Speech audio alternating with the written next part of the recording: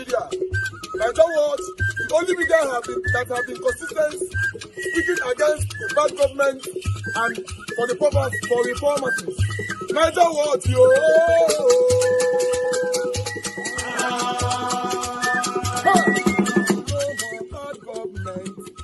No more bad government. Niger what? No more bad government. Niger what? No more bad government. The only media that have been speaking. No more bad government. The voice of the voiceless. No more bad government. No more bad government.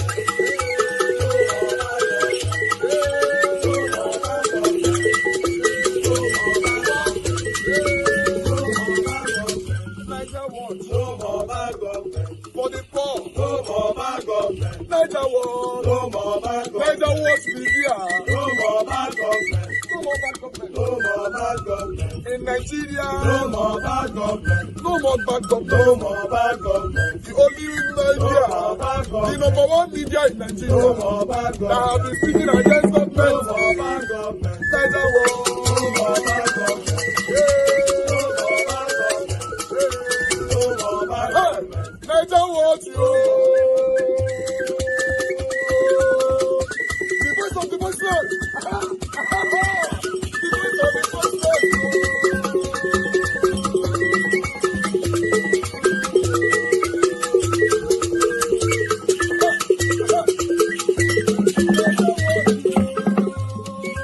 Voice for the voiceless. Voice for the voiceless. Niger what media? Voice for the voiceless. Niger watch media. The only media that have been speaking against bad government. Being consistency since 1944. Voice for the voiceless. Voice for the voiceless. Umuwame. Voice for the voiceless. Umuwame. Voice for the voiceless. Voice for the voiceless. Voice for the voiceless. Voice for the voiceless. Voice for the voiceless. Voice for the voiceless. Niger watch you. We have been seeing all you guys have been doing, and we recommending to everyone in Nigeria, saying that you guys are the number one. Niger what you.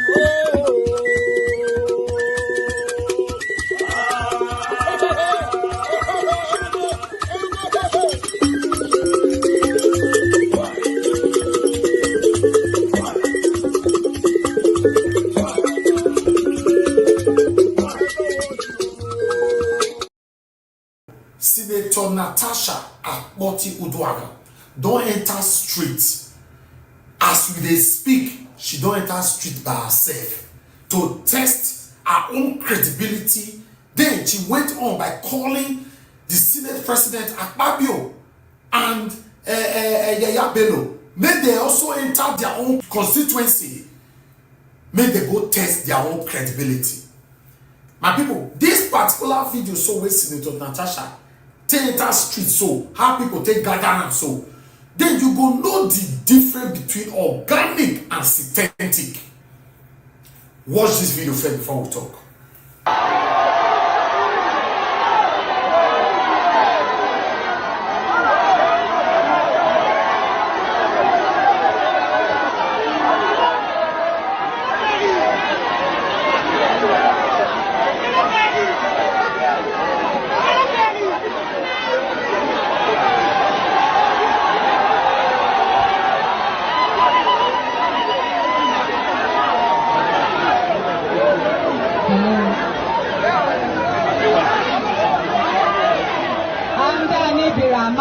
Ni pàtàkì.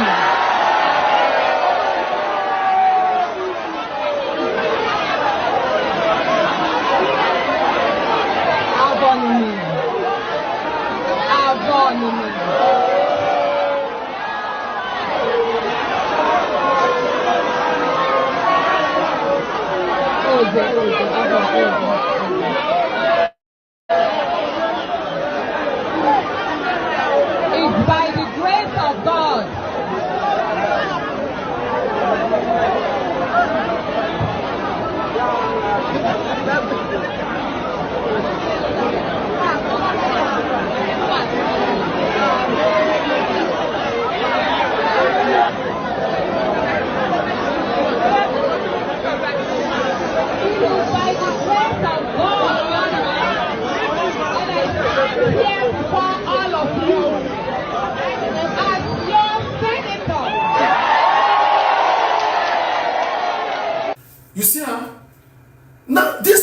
recall person.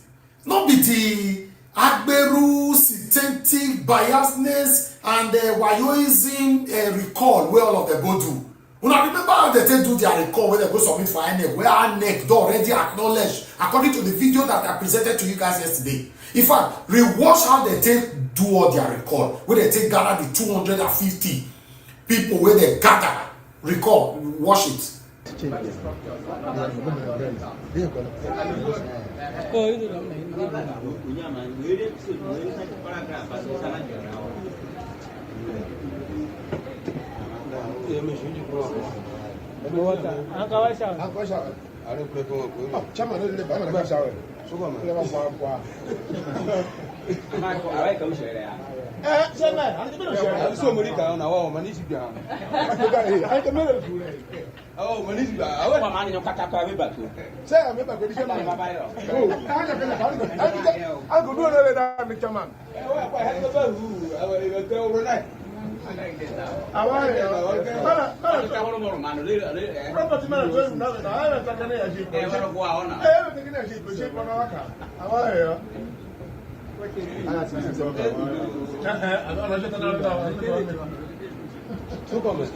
All right. When I don't see the way they take off inside one room, everybody where they gather. Now inside one room they sign all those documents. Where they carry big bag, all those big bags, see them for screen. This big bag where they carry go INEC. Now that go to trailer, they take carry all those bags where they see for screen. So now they take carry go INEC. Say everybody does sign. Say Senator Natasha must be called back home. So we don't need them to be our senator again. Whereas nobody talk about my people. Now at the day do 2023 general election. Now so they still do this one. So we are now waiting. If INEC will succumb to this satanism to recall back Senator Natasha. But before INEC will take decision, I make Senator Natasha enter street. So say, let me test my credibility once again. Una see love. Now, me particularly, I want urge Akpabio, Yaya Bello, and all the senators for inside there, including Oshomole, all of una for inside that satanic house. Make una enter street like this, whether they don't go stone una. Yes, with the hunger, anger, the excruciating expression that is currently going on in Nigeria right now, I promise you they will stone you. What's your take? Put it on the comment section. This is Nigeria Watch Media.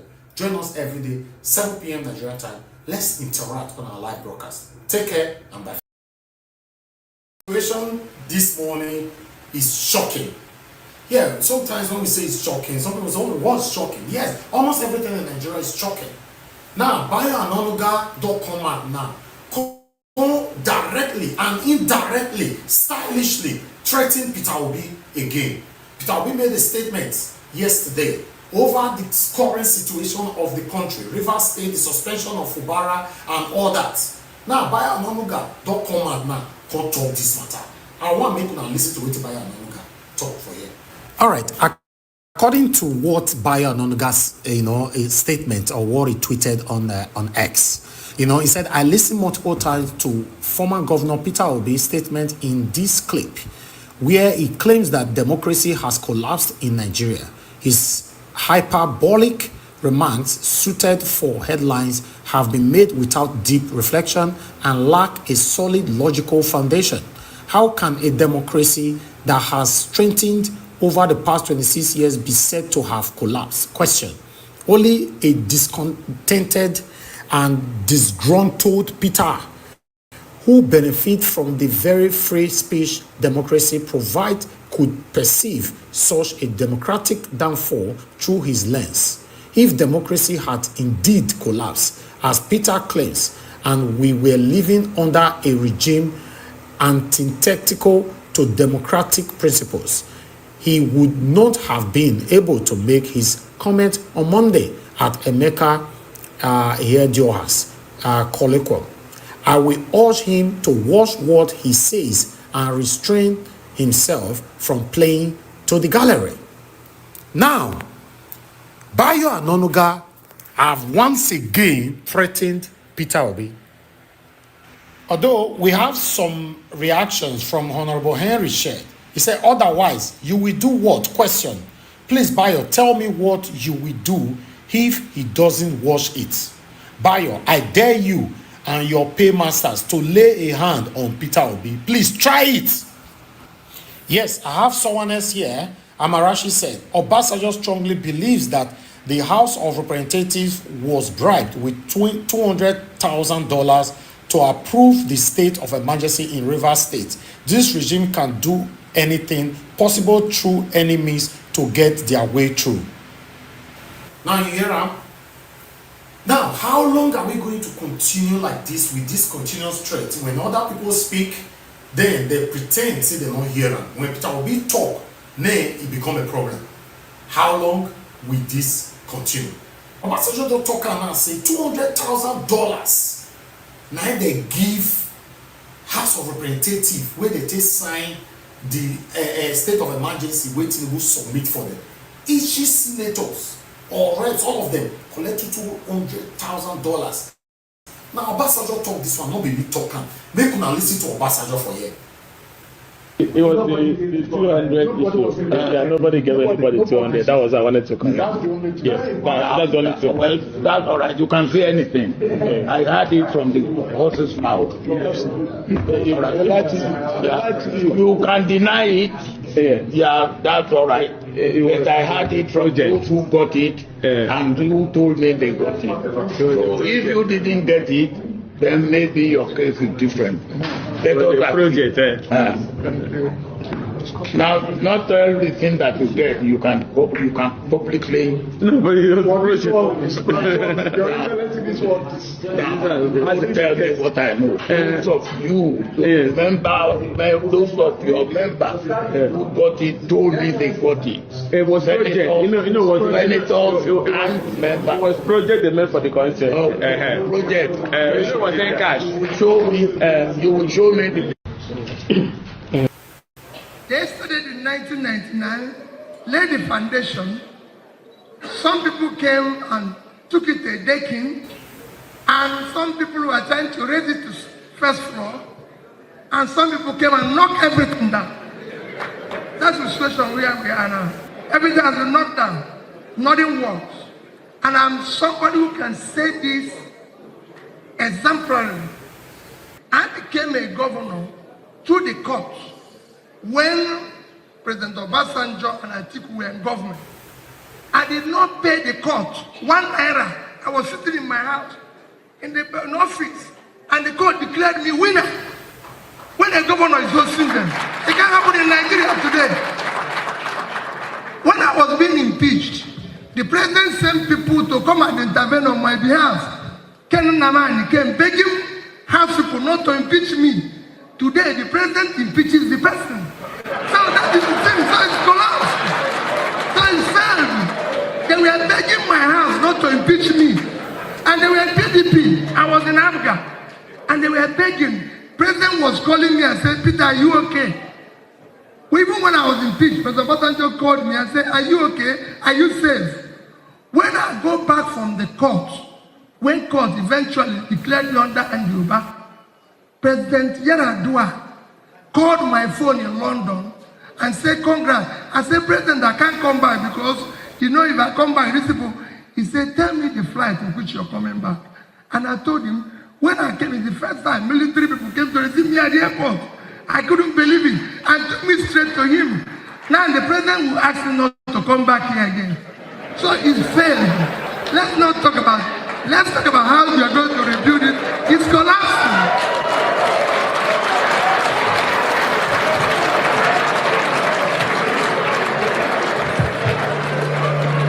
Say, don't hear him. Now, what is your own take on what is currently happening in our country? Peter Obi will talk, they will go ballistic. Obasanjo talk now, none of them have responded. What is happening? We can't continue like this. How come whenever other people speak, these people, they will pay deaf ear to it.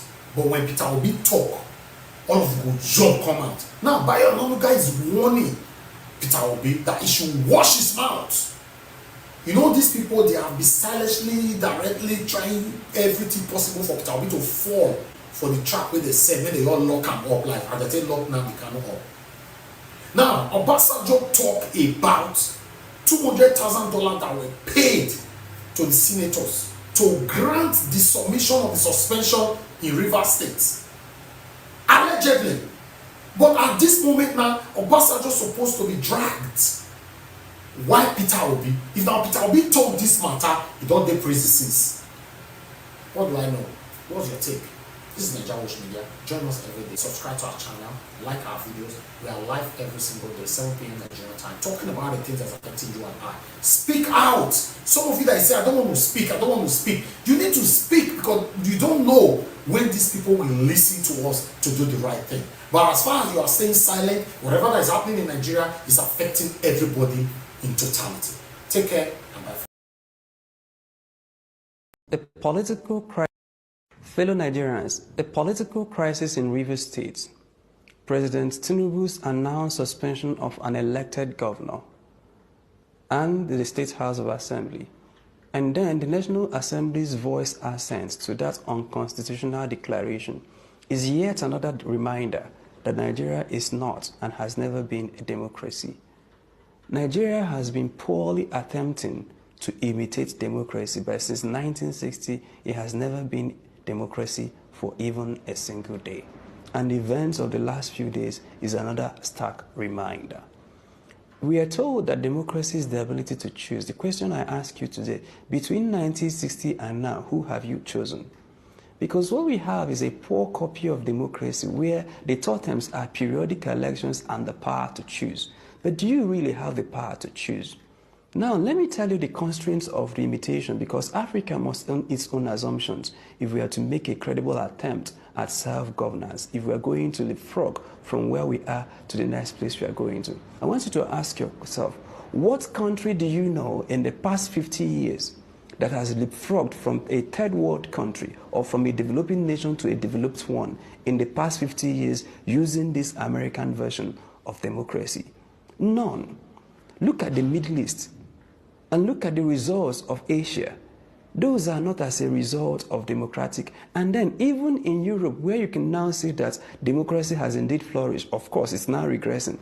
You ask yourself, did they start off being democratic? If you read Wars, Guns and Votes, the seminal work by Paul Collier, he profiled a number of research cases where they have determined that for democracy to work for any country, that those countries must meet basic thresholds. 2 out of those thresholds, number 1 is education, that your population must be educated to a certain degree. So you're talking about literacy rates. We don't have it here in many African states. And if you don't have those literacy rates, your democracy will begin to work against you, because you tell people that they have powers to choose, but people who are not mentally emancipated yet cannot choose properly. The second is the buying power of the citizens. If people don't have their economic liberation, political liberation is not going to mean so much.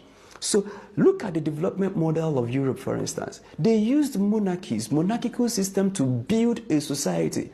And as they were doing those monarchies, the society got to a place where the people were both literate and they have resources, and they revolted and pulled down those monarchies.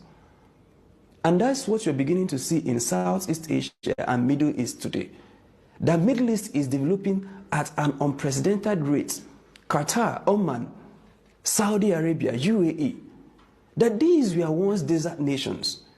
And you saw, because what we have is democracy, and democracy does not allow you, in our own case, to build consensus on major national or developmental issues. Yes, between 1960 and now, no democratically elected National Assembly has been able to make a fundamental alteration to Nigeria's constitution. No democratically elected administration has changed even one bit of structure of the nation. All the structural changes in Nigeria, both the creation of 19 states, creation of 30 states, creation of 36 states, even the 1999 constitution, all of those are products of military dictatorship. Why is that? Because in dictatorships, it's easier to form consensus. And that's the consensus you see that helps to move Asia forward. That's the consensus you see that helps to move Middle East forward. We don't have that consensus in our own system. So we are unable to, in 60 years, mobilize consensus on key developmental trajectories of the nation. Yet, power is centered around one man. The fundamental promise of democracy is that power is distributed. But you and I know that anytime you have a president in Nigeria, that the constitution begins to smell like a president. So if you have a Tinubu in office, although the arrangement is supposed to be distributed powers, that those different nodes of power distributions still submit that power to the president. And that's why you see a National Assembly that is functioning an operational extension of the presidency.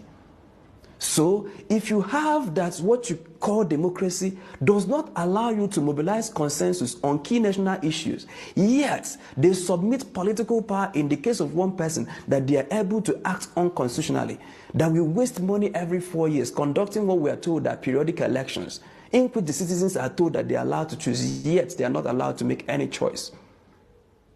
Why then are we deceiving ourselves running this unworkable system? We don't have the promise of democracy. We don't have educated population to make it work. We don't have the literacy rates to make it work. We don't have the buying power of the citizens to make it work. And the only thing that can help us leapfrog is when we unduly take away this chariot to design our own unique systems. Our culture is centered around one strong man. But then we have a strong man who is at liberty to spend our money the way he wants, who is at liberty to steal the way he wants, but he is not at liberty to make structural changes. So he can suspend the governor, of course, unconstitutionally. He can steal elections. He can compromise judicial systems. So if these systems are supposed to share powers with the president, yet all of them submit their powers to the president, how come then do you now say that you're practicing democracy? Where you have members of National Assembly that has not from 1960 to date significantly altered the Constitution of the Federal Republic. Here they do constitutional amendment, they patch it up at the seams. But again, I remind you, no civilian administration has done any major structural change in Nigeria. Why then do we keep this democracy? What is the utility of Nigeria's poor attempts at democracy? We look around and see what our neighbors are doing. You see, for example, what is happening in Burkina Faso. They are able to make the progresses they are making in such a short time because the laws are concentrated, the powers are concentrated. So yes, I know when people talk about dictatorship, they say, what if? Yes, every dictatorship wears the character of the dictator. Every monarchy wears the character of the monarch. Every governance structure wears the character of the arrowhead. But then you see that helps to aggregate and make for quick decision making. So if the person wants to be good, he becomes really good in such a short time and then can produce results. If the person is also bad, you will feel it. But then in our own experiment, we have a dictatorship in disguise. It grants them autonomy to spend their money the way they want. But then on important national issues, it limits them. And that's why we have debated restructuring for ages. It's not happening. Not one civilian president has created even one local government. And the major issues we have agreed in Nigeria are those structural issues. And our pretense at democracy, if we run it again for another 100 years, will not allow us to really solve those structural issues. Yes, you might build one bridge here, you might do a constitutional amendment here, but you can't really affect the nation in a fundamental way. The point is to remind us, to ask us, why are we paying so heavily to have a National Assembly that is not working? Why are we spending so heavily to conduct periodic elections where we are told we are supposed to choose, yet we are not making any choice? Have we not seen the progress of Saudi Arabia, the progress of the Middle East in the past 50 years? Have we not also seen the progress of Asia in the past 50 years? Name one country that achieved the kind of progress we want to achieve using the kind of systems we have imposed on ourselves. And we have unquestioned that system for years. That system is not producing results. Dear brothers and sisters, it's time to rethink democracy in Africa. It's time to redesign and our own unique governance structures. And when we run our governance, it's a pretense to assume that Africa's history started from 1900. No, we had unique governance systems before the invasion of the West, and it was working. Yeah, we may have to tinker a little bit, panel bit a little bit here and there, but we have to own our unique systems that understand the language, the culture, Because democracy imposes on you some form of responsibilities, but our citizens are unable to live up to those responsibilities. Democracy assumes that when you distribute powers within different power nodes, that those people who have distributed powers will use it. In our own case, we have seen that the lawmakers agree and willingly give the president their powers, and yet they receive payments from us. Our judges, Supreme Court judges, willingly give their powers to politicians, and still we still retain them. So why do we keep producing this system that is expensive, that we can't form consensus, yet it has not delivered on any of the promises of democracy? Africa's morning is at hand, but it will start by us redesigning our own systems, including our own governance systems. And I know this video might rattle people a little bit because this is the first time they're hearing it. Because from primary school, they've been drumming it into your ears, democracy is the best form of government. I've now provided you materials that will help you to come out of that cocoon. Think, which nation do you know that did not achieve a stable economy before transitioning into democracy that has worked? Now you say America. America is a unique exception. And from the recent files, you see how America has been using their so-called democracy, CIA and USAID, to impose their will on nation states. All of those states, how many of them has really achieved the developmental goals of their people? We have to design our governance structures, and we have to run what is unique to us and what will help us grow. Now, when we use systems that can help us grow, when we have gotten to that level, for instance, the monarchical system in the Middle East is unsustainable, but at least it's delivering results.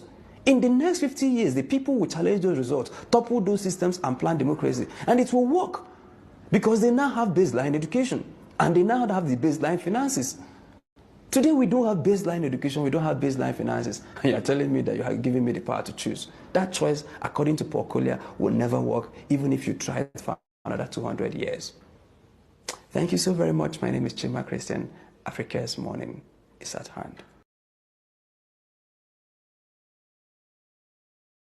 Has reportedly declined an offer from Saudi Arabia to build 200 mosques, instead urging the kingdom to invest in projects that directly benefit the Burkinabe people. He's called for investments in schools, hospitals, and job-creating businesses, and he's stressing that there's a need for development initiatives that promote self-reliance and long-term, tangible progress. What do you build in a land full of sick children, broken schools, and hungry mouth? If your first answer is a mosque, then you are not here to help. You are here to control. I'm saying this as an African, as someone who has seen the manipulation wrapped in holy robes. Religion has become a tool of distraction, and Captain Ibrahim Traore just said what many African leaders are too timid to admit. We don't need 200 more mosques. We need schools and hospitals. That is what he said. Saudi Arabia offered to build 200 mosques in Burkina Faso. Traore looked them in the eye and said no. He's a Muslim, yeah, but first he's an African with a conscience. That rejection wasn't against faith. It was against foolishness, against the idea that religious infrastructure is more urgent than education and healthcare. Saudi Arabia didn't offer to build schools. They didn't offer clinics or clean water. They offered what strengthens their influence, not what solves our problems. You see, these foreign-funded religious projects don't come free. They come with ideological chains. They teach our people to pray for jobs instead of building industries, to endure injustice instead of fighting it, to accept poverty as God's plan instead of resisting it as a human failure. This is not new. Foreign powers have used religion to pacify Africa for centuries. They don't need chains anymore, just Bibles, Qurans, and the promise of paradise after you suffer on earth. And we are falling for it. We let our children memorize scriptures before they can even write their names. We build cathedrals while women give birth on clinic floors. We kneel and pray while the world builds. What Saudi Arabia is doing is not charity. It's ideological colonization, because a religious Africa is easier to control than an educated one, easier to keep poor, easier to silence, easier to blame. So when Traore said no, he wasn't rejecting Islam. He was rejecting the idea that Africans should only be religious, but never healthy, never educated, never powerful. And that's where I take it personal, because I have seen our people fast for miracles when what they needed was medicine. I have seen churches raise millions for sound systems while the school next door has no roof. This is why we must stop being naive. Religion without development is indoctrination. Faith without education is manipulation. And salvation that keeps you poor is not divine. It's designed.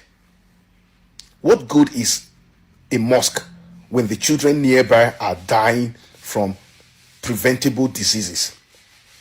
What good is a sermon when people can't read the Holy Bible for themselves? They can't read the holy books for themselves because they have no schools. Our ancestors built civilizations. They didn't wait for anyone to come and save them. Traore's rejection of Saudi offer is a call to every African leader. Choose your people. Choose development. Choose dignity. Choose integrity. Traore reminded us of something powerful. Being African must come before being religious, because no God asks you to stay poor in their name. Africa must wake up. Religion should serve the people, not enslave them. Let's build schools, not more altars. Hospitals, not monuments to foreign gods. If you want to build something in Africa, start with what we need. Start with dignity. Start with knowledge. Start with healing. Or don't come at all. Bravo, Ibrahim Traore. You are a real African.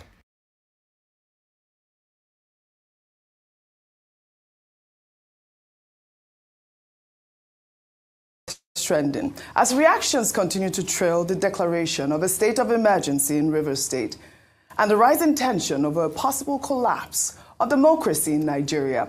Former President Olusegun Obasanjo on Monday said that democracy in Africa has failed. He criticized a system that facilitates corruption and injustice, where the people in power accumulate wealth illegally while the masses suffer. Obasanjo made the comment at a colloquium in Abuja to mark the 60th birthday of a former governor of Imo State, Emeka Ihedioha. Let's take a look. So if you are talking of democracy failing in Africa, democracy in Africa has failed. And why has it failed? Because it didn't have any in context and in content. It's not African. It does not have any aspect of our culture, our way of life, what we stand for, what we believe. Ubuntu. I am because we are. It is I am because I can grab. What sort of democracy brings you and you grab everything and then illegally, corruptly, and you say go to court? When you know that even in the court you cannot get justice. Democracy is failing. Democracy is dying. I am because I can grab. That's what he's saying. The democracy in Africa, that's how they're practicing democracy in Africa.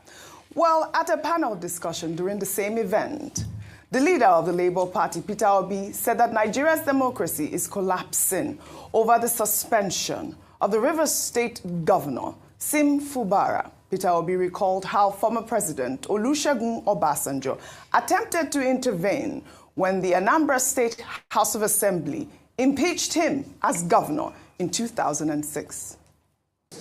I became a governor through the court when President Obasanjo and Atiku were government. I did not pay the court 1 naira. I was sitting in my house in the office, and the court declared me winner. When a governor is not student, it can happen in Nigeria today. When I was being impeached, the president sent people to come and intervene on my behalf.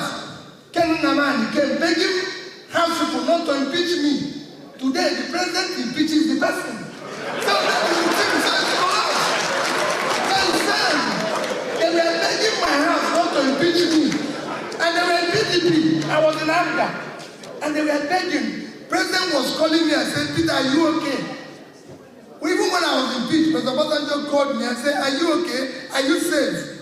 When I go back from the court, when court eventually declared me under Andruba, President Yaradua called my phone in London and said, congrats. I said, President, I can't come back because, you know, if I come back, these people, he said, tell me the flight in which you're coming back. And I told him, when I came in the first time, military people came to receive me at the airport. I couldn't believe it. I took me straight to him. Now the president will ask me not to come back here again. So insane. Let's not talk about it. Let's talk about how you're going to do it. It's collapsing. Well, all right. Let me take a reaction from Bayo Onanuga before I come to you. Well, he wrote on X, I listened multiple times to former Governor Peter Obi's statement in this clip where he claims that democracy has collapsed in Nigeria. His hyperbolic remarks, suited for headlines, have been made without deep reflection and a lack of solid logical foundation. How can a democracy that has strengthened over the past 26 years be said to have collapsed? Only a discontented and disgruntled Peter, who benefits from the very free speech democracy provides, could perceive such a democratic downfall through his lens. If democracy had indeed collapsed, as Peter claims, and we were living under a regime antithetical to democratic principles, he would not have been able to make his comments on Monday at Emeka Ihedioha's colloquium. I will urge him to watch what he says and restrain himself from playing to the gallery. Is this a gag on free speech? I mean, free speech is our fundamental. But I mean, Bayo Onanuga's comment, I'd like for you to highlight some of the points that he made there in terms of whether or not Peter Obi is asserting himself properly, or what you think about his comments about democracy collapsing in Nigeria. Ayo. Interesting take from Mr. Bayo Onanuga, and I'm glad to finally see a response from the presidency. I was expecting such. Earlier on, I don't think we hadn't taken this angle to the story. Yes. With Mr. Onanuga's position, he actually goes to further prove what Mr. Peter Obi was saying. Yes. A democracy is, well, I wouldn't go as far as saying that it has collapsed or it's collapsing. I would rather toe the line of it's a work in progress. Unfortunately, I don't know how far the progress you would say has been. And I'll just ask simple questions. Number one, the fact that this thought or idea that, oh, we're doing you a favor, that we're not coming down on you, you can speak freely. Freedom of speech, like you rightly said, is guaranteed by the Constitution of Nigeria. It is the right of every Nigerian. It is not bestowed on you. It is not a privilege. It is your right as a Nigerian citizen to express yourself in such a manner. And then if you want to even analyze how free freedom of speech has been under this administration, in only 2 years, they've come under a lot of criticism for their intolerance to feedback and only just look at the example of the lady with the NYSC girl, the young Nigerian who came out to complain, not because she belongs to any party, and she was swooped down by NYSC and NYSC staff themselves. We've talked about people who were picked up because they insulted the president or laid curses of the president, and sometimes there's that blurring of line between culture and what is the law in terms of, oh, how dare you speak to your elders. At the end of the day, every Nigerian above the age of 18 is an employer of the elected president, because if you went to vote, part of your vote was used to employ who is sitting as president today. Then going to say that, I just want to ask a simple question in conclusion. If you look at how democracy started, talking about him saying we've made progress. And so the question is, are we really making progress 26 years down the line from 1999, where we came from military rule to civilian rule? How fair or how much freedom did press people have, or even Nigerians have, in terms of freedom of speech from 1999 till now? You'll be the better judge of that. People have talked about how people were able to express themselves under Jonathan's administration, even under President Obasanjo's administration, who was a former military person. People have also talked about the state of the nation, our systems, our institutions, the judiciary, the legislature. It's the 10th Assembly that people have criticized to say, perhaps this is one of the worst assemblies we've had in recent times. The 10th Assembly has been said to be rubber stamped again and again. Is that in the spirit of true democracy? So there's some critical questions we should ask. But finally, I must say, it's enough for us to stop talking. A lot of these conversations have been had and views expressed have been expressed for so long. Yes. It's time for us to roll up our sleeves and begin to get to work to restore Nigeria to the true democracy that we want to see. Yes. And if we're going to see that, we need strong institutions. We need a review of the 1999 Constitution. We need men who would stand up for what they are saying and not just when it suits them or their political parties. Well said. Rufai, I know you have an additional comment from what you made earlier today. Couple of things. Isn't it just very funny? You see, this democratic thing too is also very funny. I don't think democracy is dying. I just think there's a reign of strong men and their impunity follows them because we don't have checks and balances in the system due to poverty, due to vandalism, due to many factors, illiteracy as it were. But isn't it shocking today that Mr. Bayo Onanuga, whose paper, the news, called, called state of emergency declared by Obasanjo dead, coup in another name. Coup in another name. Yeah. Yes, that's what the news. Is it not? And all the things he condemned Obasanjo for, his president that is working for today, he's doing them, and he can't openly condemn them again. So you can see the way tides have changed. Right. For him to say, oh, Mr. Peter Obi, he can only talk because there's democracy. We have heard a lot of free speech being stifled. We've talked about Rio. What about the people arrested? What about the lady that said she cursed at President Tinubu and she was picked up? So we have many things like that. But also for Mr. Peter Obi, you see, I keep insisting, the way we have big men in this country that makes it so easy for them to have a winner-takes-all mentality is the problem. I have seen a couple of messages. I'll say, Mr. Peter Obi that is talking as a democracy, when he was governor of Anambra State, he ran the state with also administrator of the local government. Right. And I've taken that question to him many times. He's rebutted a little bit, but there were cases in court. So when you look at it across board, there's always a latitude to be able to do these things. The question is, how can we slim down that latitude? Yes. Because the same Mr. Peter Obi that said Obasanjo fought for him, you know, when he was impeached, the same Rashidi Adewolu Ladoja cannot say the same of Obasanjo when Adedibu did impeach him. I know of that incident because I was around about that period. I know what happened. There was skirmish, there was fights at the what's it called, the parliament in Ibadan that day with a lot of thugs.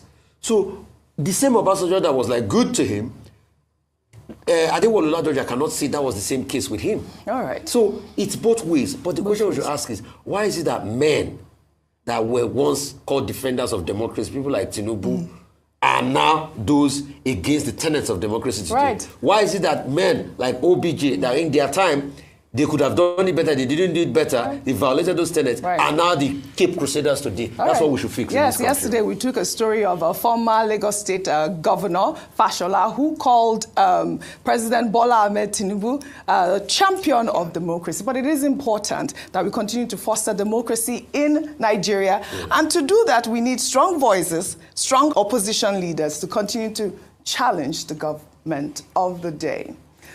Now let's head over to Edo State, where the state governor, Monday Okpebolo, on Monday, pledged to secure Edo State for President Bwala Tinubu's re-election in 2027, promising to deliver all 18 local government areas for Tinubu's second term. Okpebolo spoke during the flag-off ceremony of an expressway in Benin. He praised the president's commitment to infrastructure, saying that Edo State is gradually developing like Lagos. Let's take a look. This is a legacy project. When I say Edo not be Lagos, we say no, now Edo not Lagos. So the good things that is happening in Lagos is now happening here in Edo State. What can we say? Thank you. Baba, thank you. Tell Mr. President, we will even take our campaign to other states on his behalf. 2027 is a big deal here. It is sealed for Mr. President. It's not negotiable. 18/18. We have 18 local government. When I meet 18/18, we are going to deliver for Mr. President. All right. Bwala there, going to deliver Edo State and probably other states to Mr. President come 2027. Dr. Abati. Okay. Over to Number you. one, Governor Monday Bwala. It's very good to see him, flagging off the construction of, I think, Isbeni-Asaba Expressway. That in itself would help a lot of travelers, people going to the east, and if completed, the people will benefit from it. And I think that it is projects of such nature that Governor Monday Bwala should be concentrating upon. He became governor just in 2024. Yes. Right? Yes. Is it even up to a year? No. And he's making it his priority to deliver 18/18 local government areas in Edo State Just to like President Tinubu. That should not be his priority. It is the people of Edo State who should decide how they will vote. By what alchemy, strange alchemy, is he in a position to say he's going to deliver? Because when politicians say they will go and campaign and all that, they probably mean something else. I think he should first of all justify his election by serving the people of Edo State. And I align that with the observation that it's too early in the day to begin to say a governor that has even not spent a whole year is making campaign for the president, his priority. It's marks of, what do they call that word again? Sycophancy, bootlicking. What does this my brother call it? Political crunkum crackum. Obayago. You know Obayago? It's Patrick Obayago that talks about crinku crinkam, whatever that means. Political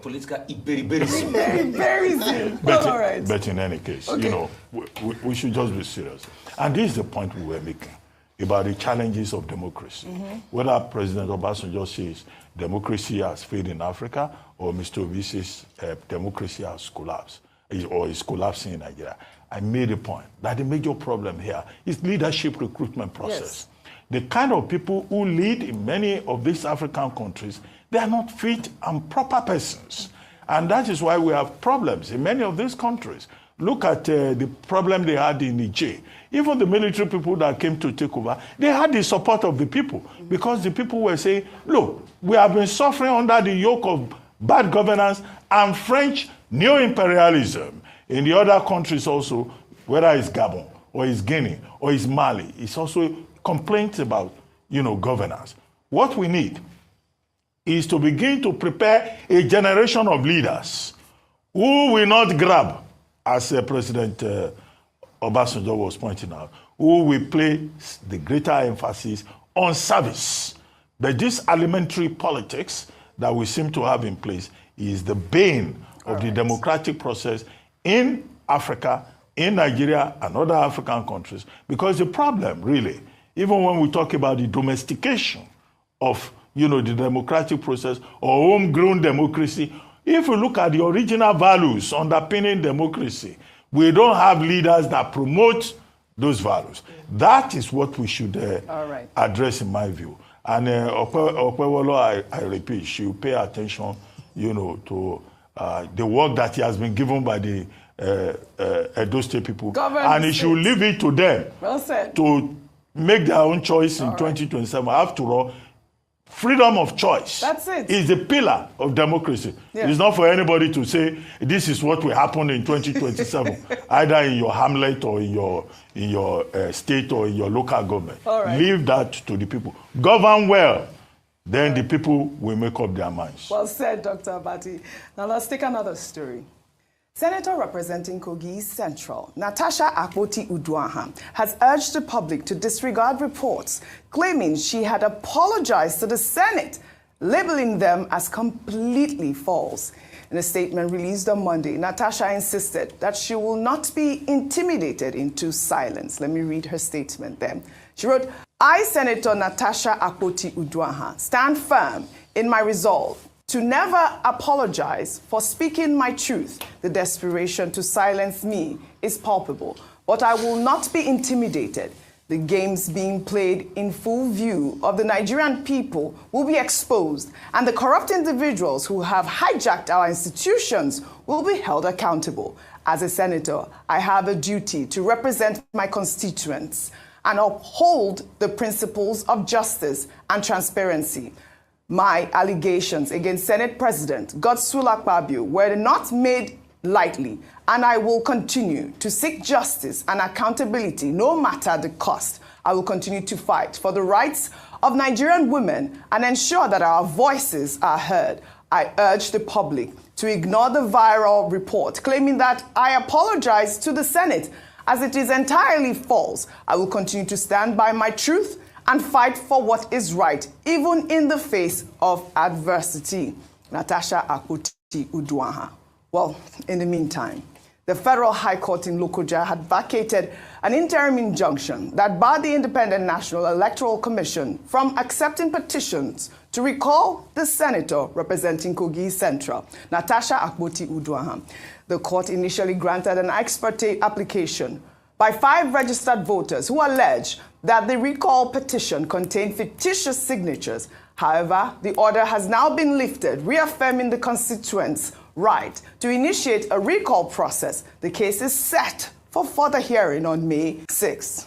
Meanwhile, registered voters from Kogi Central have petitioned INEC in Abuja seeking to recall Natasha Akpoti-Uduaghan, while leader of the group known as Concerned Kogi Youth and Women, Charity Omole, said they have lost confidence in Natasha because of her alleged gross misconduct at the Senate. Let's take a look.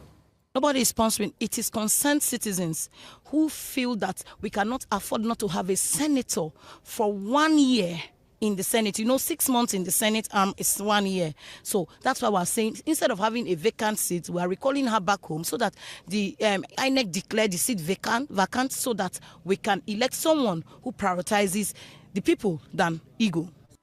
Well, all right. I mean, I believe that the petition has been received by the court March 24th. But Ayo, Rufai, we did see this picture that is now trending on social media. I'd like to pull up that picture of this Charity lady. And it's a picture of her with former Kogi governor, Yaya Bello, who actually basically gave Natasha Akpoti-Uduaghan problems during her election time. And now we see this man with this woman in this picture now circulating online. I don't know what that connotes, but obviously Nigerians are asking questions. Meanwhile, we also saw a video. I think, Rufai, you were the one who posted that video on X. I saw that video of, you know, showing signatures or people gathering in one location. If you can pull up that video, showing them basically looking like they are signing. I mean, what is actually going on here, Rufai? Because I saw this on your X account. So, I mean, those are some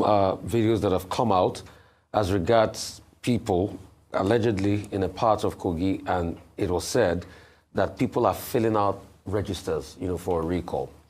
So what has apparently happened is that, you see, nobody is saying Akpabio is right or wrong on this sexual harassment issue. All we have always called for is, please, he who alleges must prove, and that can only be proven when you have an investigation set up.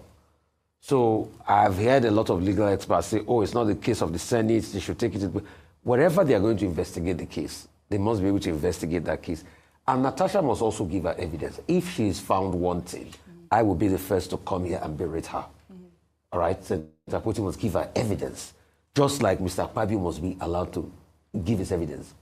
But I think it's the offshoot of it that is now very hard. The fact that there were court violations, all of a sudden the process leading to her suspension, and now, all of a sudden, because of sexual harassment case, we're having a recall. Yeah.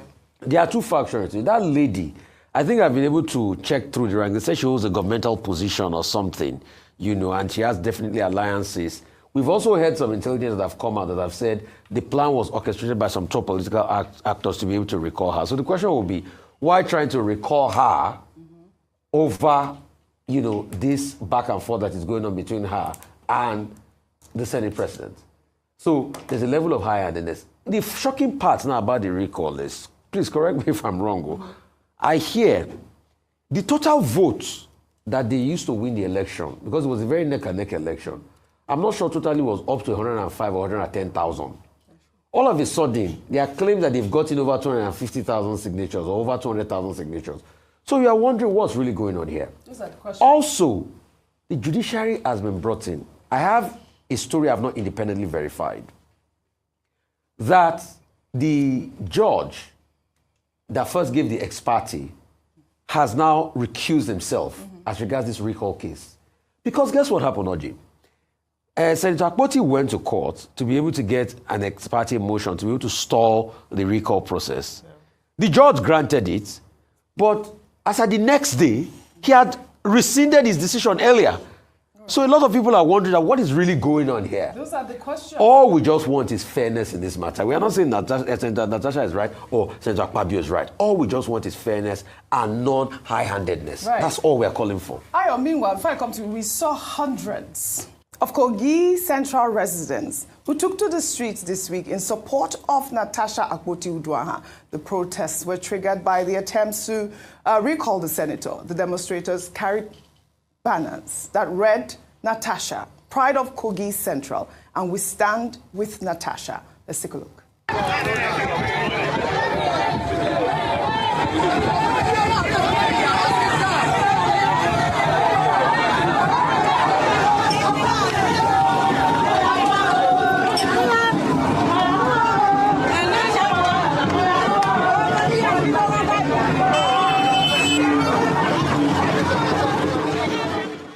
All right, Kogi residents there. But let me just take this story still in Kogi State, where a bazaar empowerment program by a minority leader in Kogi State, Idowu Ibikunle, has set social media buzz while in a video making the rounds. Ibikunle was seen handing out one motorcycle tire each to his constituents in his local government area as part of his efforts to empower the community. Let's take a look.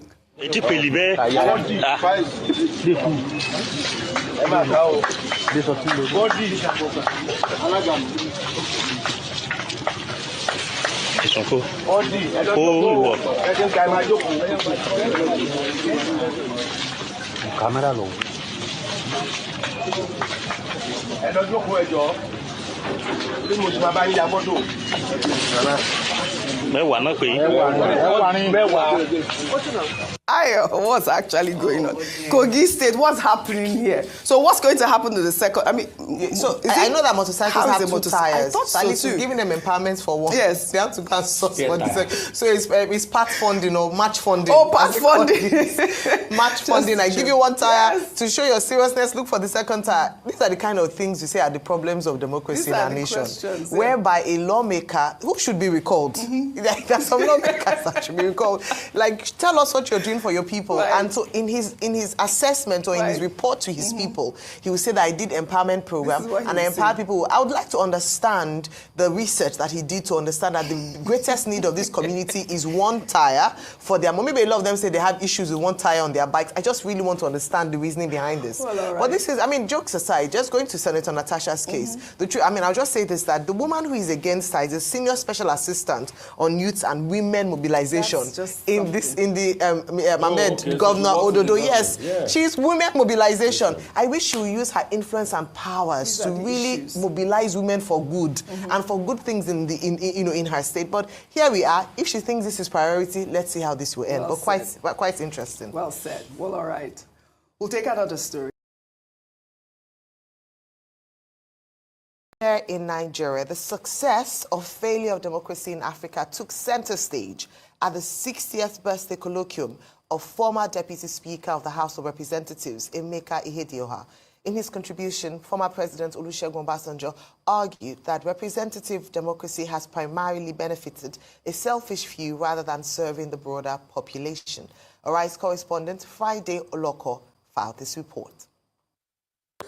At the Colloquium, which gathered Nigerians from all walks of life to celebrate Emeka Ihedioha, a former governor of Imo State from 2019 to 2020, former President Olusegun Obasanjo explained that the theme of the event, "Is Democracy Failing in Africa?" was a testament to Ihedioha's patriotism. Obasanjo cited Abraham Lincoln's famous description of democracy as government of the people, by the people and for the people. Obasanjo lamented that corruption and other societal issues have undermined this ideal in Africa. Government of the people, of small number of people, by small number of people, over large number of people. Now that is not democracy that will endure. So if you are talking of democracy failing in Africa, democracy in Africa has failed. And why has it failed? Because it didn't have any in context and in content. It's not African. The guest speaker of the program from Abuja, the Independent National Electoral Commission has received the petition of constituents of Kogi Central Senatorial District for the recall of the suspended senator representing the district in the National Assembly. The petition was submitted with over 250,000 constituent signatures out of about 480,000 registered voters in Kogi Central, which meets INEC's requirement of 50% plus one. The petition presented by Ms. Charity Omole on behalf of the constituent was received at the INEC's headquarters, Lokoja, by the Commission Secretary, Ms. Rose Anthony, and stamped accordingly. In their petition, titled submitted on grounds of loss of confidence, the constituents say, quotes, "We, the undersigned, being duly registered voters of the Kogi Central Senatorial District, hereby invoke our rights under the laws of the Federal Republic of Nigeria to formally demand the recall of Senator Natasha Akpoti-Uduaghan from the Nigerian Senate. In particular, this petition for the recall of Senator Natasha Akpoti-Uduaghan is brought pursuant to Section 69 of the 1999 Constitution of the Federal Republic of Nigeria as amended. As well of the activity, it's just an expression that we have lost confidence in this particular lawmaker and we intend to recall the lawmaker. If that happens, then INEC within 90 days, in line with Section 69, will have to conduct, if you follow their guideline, it's like conducting a full election to verify signatures. And by that guideline, Section 1 of Part 1, Section 1 up to 8 of the guideline, they have to appoint verification officers. The petitioners will appoint agents with their photograph. Even the lawmaker seeking to be, the lawmaker they want to recall, INEC will notify the presiding officer of that chamber. The lawmaker has the right to appoint agents to supervise the verification process, and it's going to be conducted across the entire polling unit. Now, the interesting fact is that about 474,554 registered voters exist in Kogi Central Senatorial District.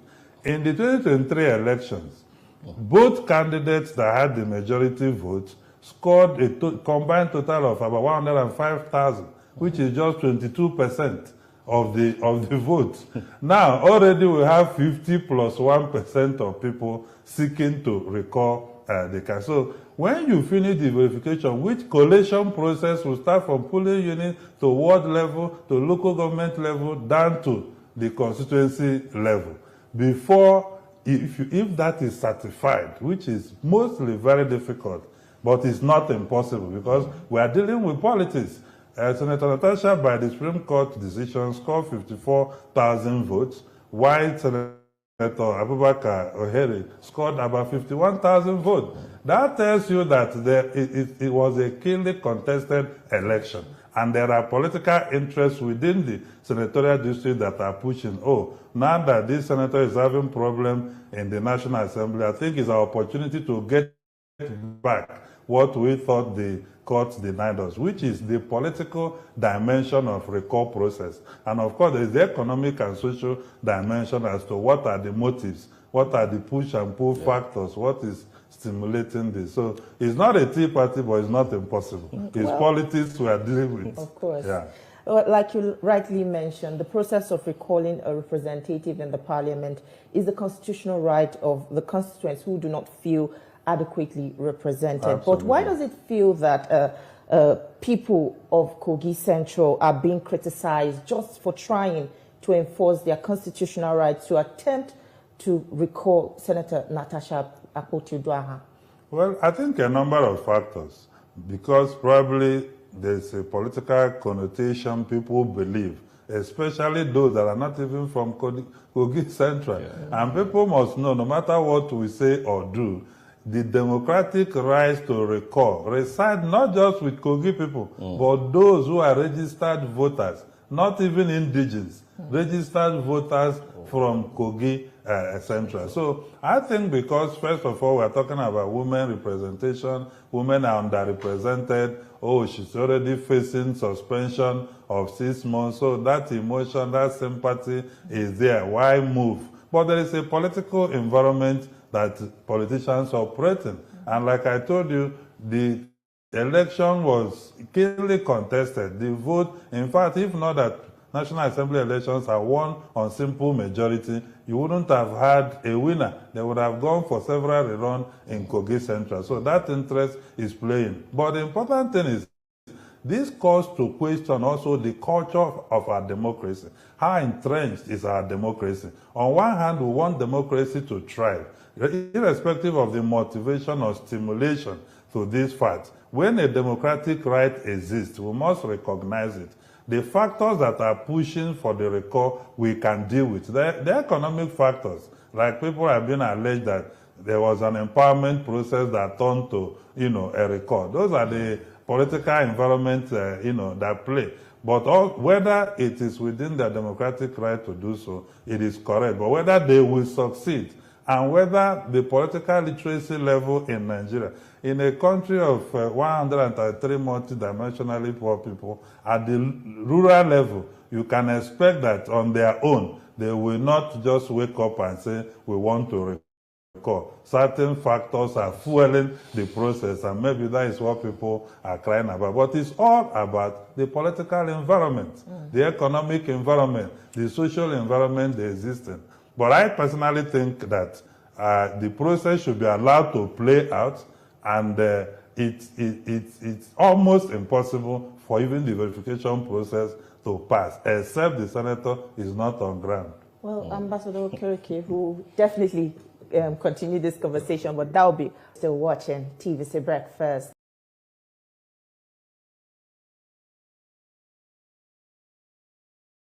I don't think the Nigerian government are terrible. I think they are horrible, wicked, and heartless. To think that some Nigerians are attacking Raya, apologies if I'm not pronouncing your name correctly, the copper who came out to cry out of frustration. Ignorance is indeed a disease. Because I can't seem to understand why some people have come to accept that struggling to feed is a normal part of life. I personally jackpot from Nigeria in 2020, and the difference between the standard of living in Nigeria versus where I am cannot even be compared, despite this is a country that doesn't have half the resources that we have in Nigeria. Amongst the numerous things we can talk about, let's talk about minimum wage. The minimum wage here is €13.50, and if you work 8 hours per day for 5 days, you'll be earning around €1,700 per month after tax. On such minimum wage, if you have kids, you get some extra benefits from the government, like childcare allowances per child, and you could even apply for some housing benefits that would relieve you of part of your rent.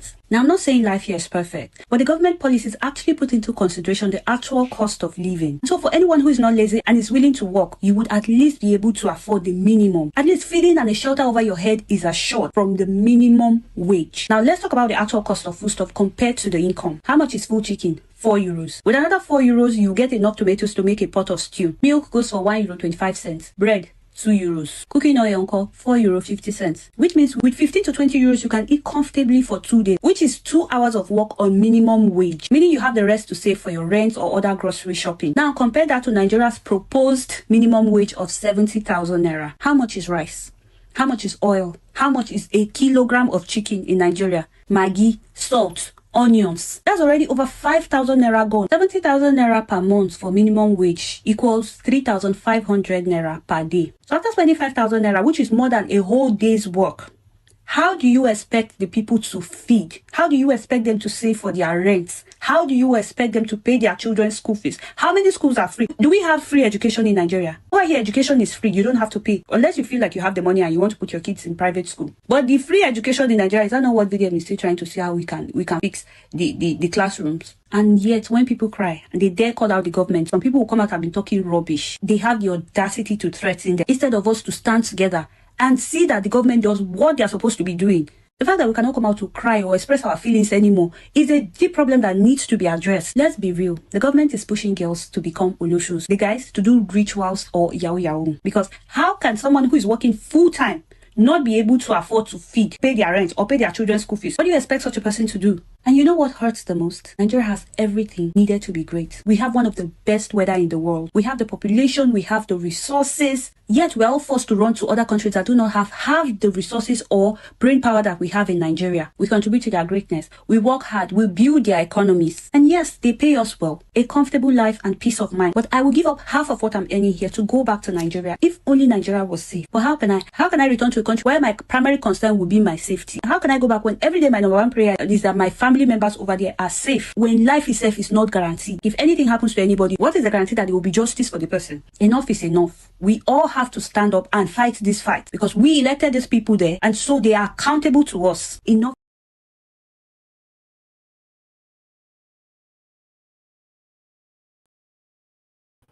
All right, guys. Good morning, good afternoon, good evening to every one of you, my people. I appreciate you all. How are you guys doing today? Yes, we don't come again. Today is Tuesday, 25th March 2025. Thank you very much for your time with us. Everyone right there listening to me. Starting with Mother of all Mommy Diaspora. Good evening to you, Mommy. Thank you very much for all that you do. We appreciate you always. Thanks for being there. And thank you very much, Abo Azi. I appreciate you for all that you do. Thank you very much, my wonderful people there.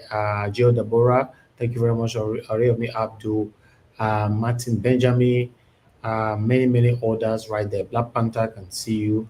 Thank you, my brother. Madam Ahmed Bright in the building. Tony and Tom, I can see you as well. Rosie Ayosh, Peggy Modi, Mr. Johnson Emmanuel, many more that I've already showcased. You know, in case I have not showcased you and I didn't mention your name, I want you to know that I'm saying good evening to you from here, from Lagos. Thank you very much, my people. Now God bless you now. Yes, that comparison of what is currently happening in Nigeria compared to abroad, the minimum wage, the prices of commodity and all that, I think is really good to put that out. You know, if our government can have sense, if they can ever have sense, because at the end of the day, no matter what, these guys will never ever have sense. Because at the end of the day, they have kids abroad, they visit abroad all the time. They understand these things, even though we are rubbing it on their faces. They know. So these guys just shows that they're not going to do anything about what we are facing in Nigeria. And I don't know how we are going to change this though, because it looks like something that might probably not end anytime soon. Yes, because Nigeria is captured. 2027, I just imagine my governor from Edo State is already saying that he will pass Edo State to Tinubu in 2027. You know, I reported that yesterday, right? If I'm not mistaken. So it's crazy. It's shocking. I appreciate every one of you, my people. Thank you very much. I have an article that I would like to quickly take here so that we can just move on. A link we posted that earlier on. For those of you that want to join the platform, it's better you come in now so that we can talk about this together on time and move on. You know, as I take my articles, yes, some of you were calling in earlier on. Please just hold on. Once I finish this article, I only have one article anyway. This one is calling for the sole administrator of River State to be removed courts. They're ordering court, or rather telling court to remove this sole administrator with immediate velocity. But I'd like us to quickly take this one right there. As you can see from Vanguard, court asked to sack Rivers sole administrator, installed by Tinubu, Vice Admiral Abbas. I'm just going to take one or two paragraphs here. Abuja Federal High Court, sitting in Abuja, has been asked to sack the recent appointed sole administrator of Rivers State, Vice Admiral Ibokete Ibas, retired. While President Bwala Tinubu was cited as the first defendant, the Attorney General of the Federation, Vice Admiral Ibas, retired, and Attorney General of the 36th State of Federation were listed as second to 39th defendant in the suit mark FHC/ABJ/CS/572/2025, which was lodged before the court on Tuesday, today. So, my people, do you think this can work in our country? What did Tinubu install? I don't know. Even though, for example, say court can come out tomorrow and say, no, the sole administrator must be removed. And at Tinubu say make it there. What do you want to happen? Hey, my people. So that's another thing. That's a question that we need to ask ourselves. It will be difficult. It will be very, very difficult for this to happen. Okay, I thought I should bring that here. For those of you that want to call in now, you can start calling in right now so that I take your call quickly. I will move on. It looks like nobody's on the panel right now, so but we just need to move on. But meanwhile, before Omai have this to say, before I will move on, it's a short video, but who was it? I pity literacy. It's a shame. You're boasting to remove another governor. What qualifies you? Just because you are packing money that is public fund. Okay. Not intellectual material, but just packing money from public funds, and you are boasting about it. Otherwise, whom were you? I became a billionaire at the age of 25. I've worked all my life, and I've asked him to come for public debate. I do not commission 3.4 kilometer roads. I commission 35 kilometer roads. Continue. I commission twin flyovers running to 1 kilometer. I commission mega projects with little resources. So, if he says he has done well and there is Mr. This or that, let him come for public debate with me. Let's start with our child. So now my question is, who David might they talk to for there? These are what I want to know. Well, meanwhile, I'd like to quickly take this call. Black Panther, call it in. Black Panther, are you there? Okay, I lost you there. Okay, Black Panther, if you are listening to me, you can quickly call back. And okay, you're calling back again. Okay, my brother, thank you. Good evening to you. I better talk to us. Hey, my brother, what's up? How you doing, bro? We there. Thank you. Talk to me. Thank you for all that. It's sweeping well because you just played one of my boys sticking there. God bless you. Thank you. You see the guy that spoke? That you played the video? Yeah. That's my boy. Which one? I play many guys' video. They will mind and I need to talk. No, the one that said democracy is scrapped. He gave us a question back. Okay. That one was speaking everything that I've spoken here. But I was being very selfish with my word because I don't know how people will take it. But I will say thank you to everyone. Only that time, may God bless you. Thank you to all the listeners, and then we'll see how we can get to the panel today too, because it's such a busy week ahead of us. I want to say here that the man that has spoken, may God bless him. From the bottom of my heart, I don't have anything to give to him, but I will speak words into his life. May God bless him. And may God continue to grant him more wisdom and the ability to critically analyze issues concerning his nation, quote and unquote, Nigeria. I have said it here One, that the system is questionable. That the system, we have to have a system being built on the foundation of our way of life, our culture, and traditional institution. I said it here. People were saying, no, traditional institution is too bad to women. That is why we call it in parliament when we can come in to speak and make a constitution. But the platform, the foundation must be the way of our life and the institution we have. And I want to say here that the Obasanjo has said it all. And I'll be speaking on it. Two, he has said it all. What have we not said in Nigeria world that they are speaking out there? Tell me, what have we not said? It is very easy to speak, but it's very difficult to critically analyze and partake in research work. The level of education in Nigeria is below 20%. How can you bring forth an ideology from the West? While the Eastern Bloc are trying to move out of that quagmire called democracy and have their own system, we are trying to copy, but we are standing under the premises of dictatorship. That is why I spoke one thing and I said it all. I said I'm working on something. I'm going to work on it until I refine it and bring it to Nigeria. Thank you. It's a structure that we need to look into. And I say here, may God bless every one of us. May God make us to have that mindset of this democracy must be done and we must have our own. If not, let the military come back and let us discuss, because they are the only one that can put us together to discuss. But the civilian will never put us together to discuss because they are dictators in a satanic fashion. May God bless Nigeria and may God bless all the Nigerian family. Our eyes are on the floor. Thank you. Thank you, my brother. Thank you so much. I appreciate you, Black Panther. Okay, we have another call. Okay, is a call coming in now? Okay, Mother Deborah. Mother Deborah, thank you very much, man. Good evening to you. Please talk to us. Thank you, man. Hello. Mother Deborah, are you there? Can you hear me? Yes, I can hear you, Mr. Elvis. Thank you, man. Good evening to you. Please talk to us. Thank you, man. Good evening to everyone, all our viewers and commenters of the world.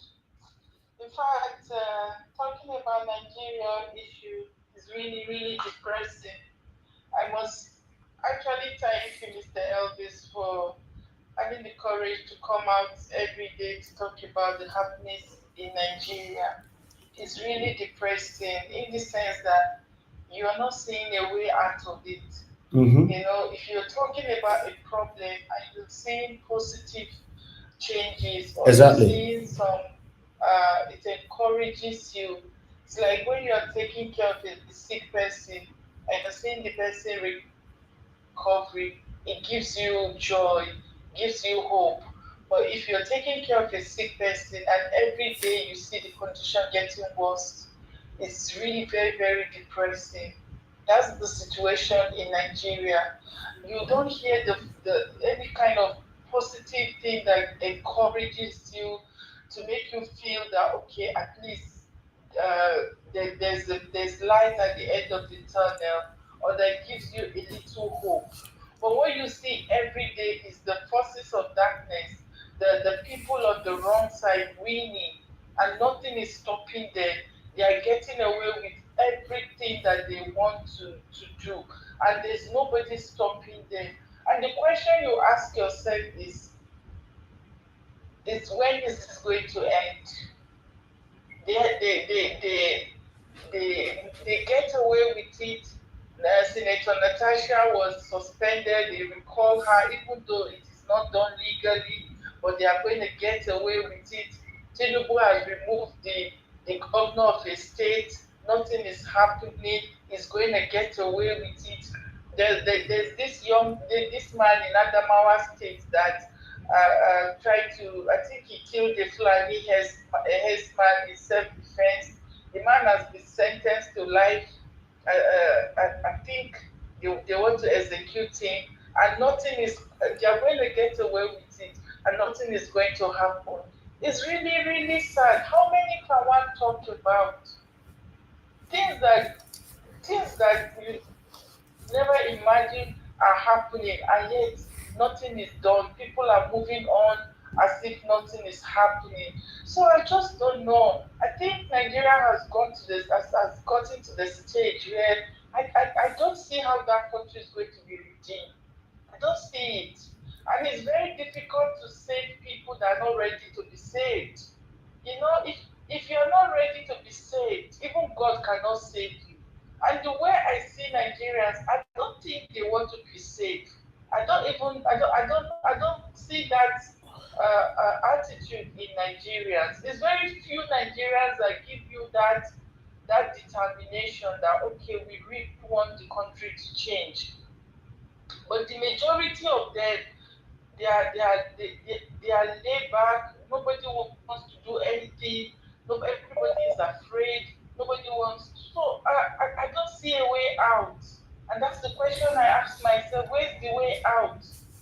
You know. So I don't know where to start from because the whole thing is really giving you that vibe of where is the way out. The people who are even supposed to speak for the country are not speaking. It's very few, very minority voices that are actually speaking out. The majority, either they are complicit, everybody is looking for his own share or from the national cake. Nobody is ready to do anything. So the question is there really any way out for that country? Yeah, I just don't see it. I just don't see it because the forces that are against that country seems to be more stronger. Seems to be more stronger. Every day I listen to Nigerian news trying to see if there's anything that will encourage you a little bit, that will give you some little hope. But it's not there. It's not there. If you dare to talk, they will silence you and nothing will happen.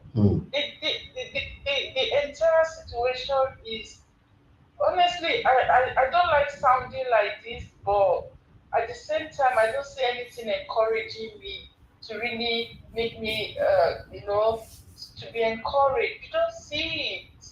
Except a miracle happen, I'm still hoping. I'm not giving up hope, but I'm still hoping. I'm still looking forward to see that change, to see that miracle that will happen, that will make me feel that okay, at least there's a glimpse of light. But at the moment, it's just not there.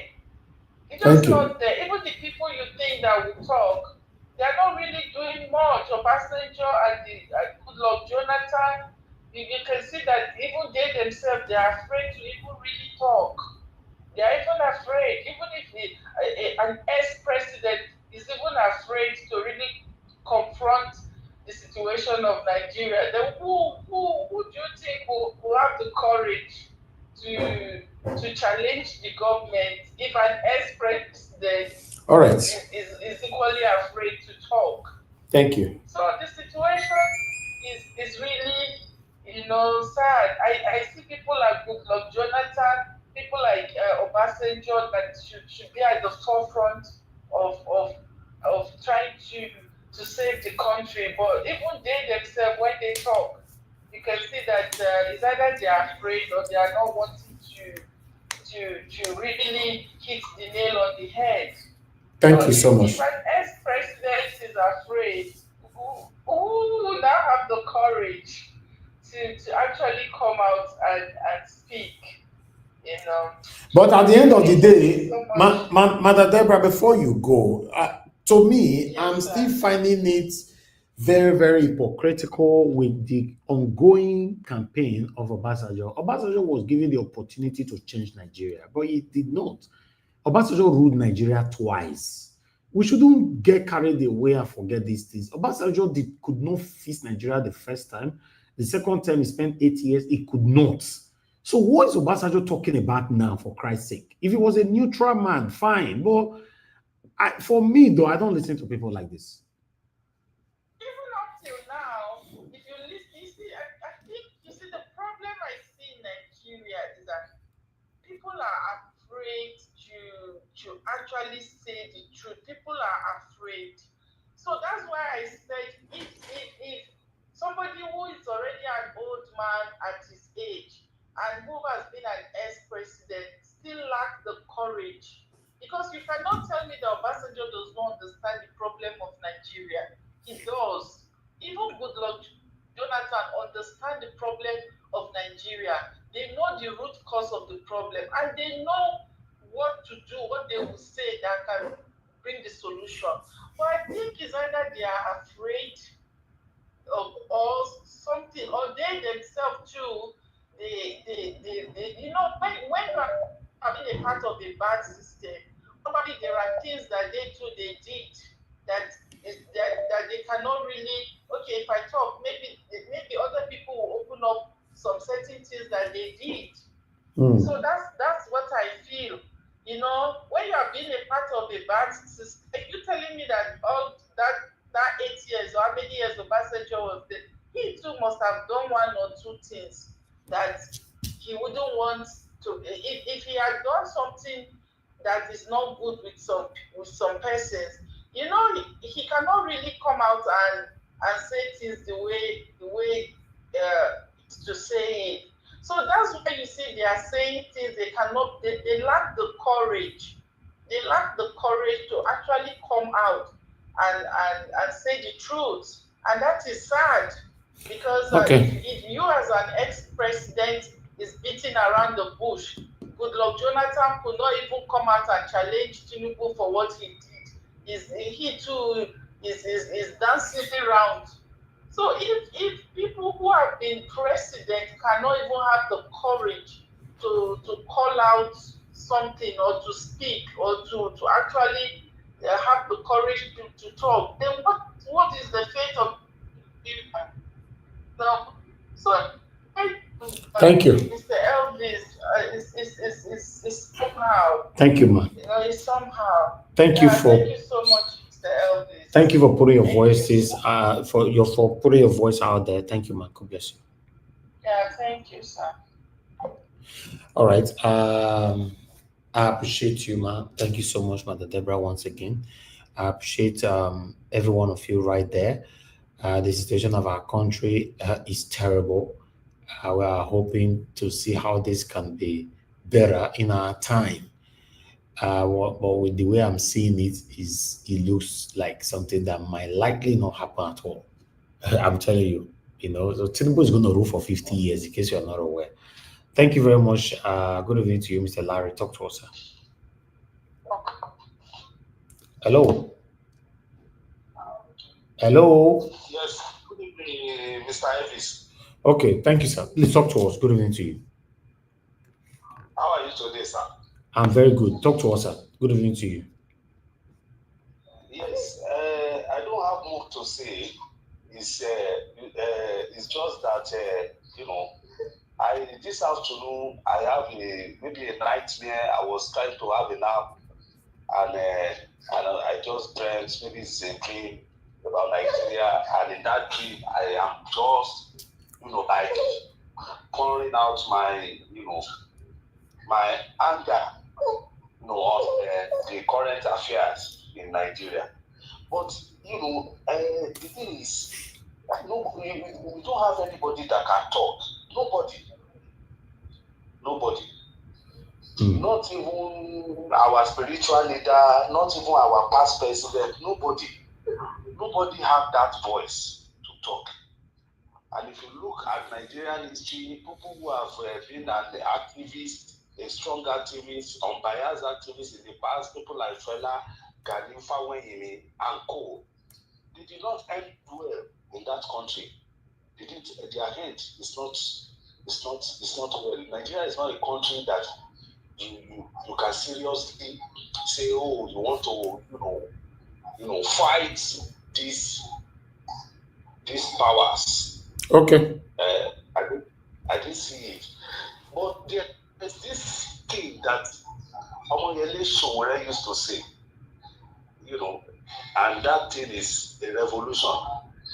That revolution is what I am seeing that can rescue us from this. But sometimes, you know, I just look at it that Nigerians is not a place that a revolution can happen.